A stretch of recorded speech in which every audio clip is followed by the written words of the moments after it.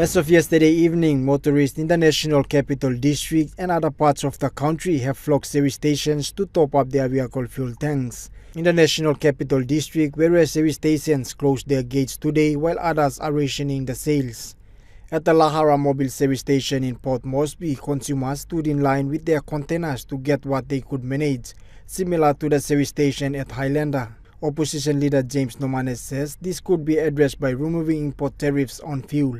In the very first press conference that we had when the fuel crisis was was hitting our shores because of the war in the Middle East, why is the government not just cutting the taxes and the tariffs right there?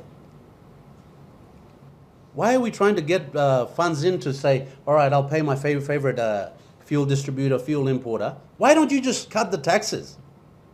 Reduce the tariffs, cut the taxes, and then just reduce the price of fuel as we're importing. He says he understands the continuous war between Iran, United States and Israel that is affecting global fuel supply.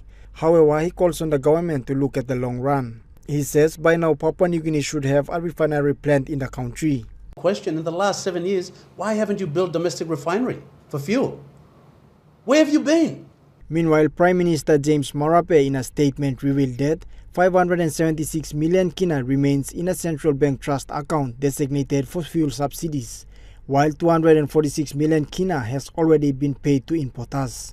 However, he says this shortfall is on the part of the bureaucrats, Treasury, Finance, Independent Consumer and Competition Commission and the Central Bank of Papua New Guinea.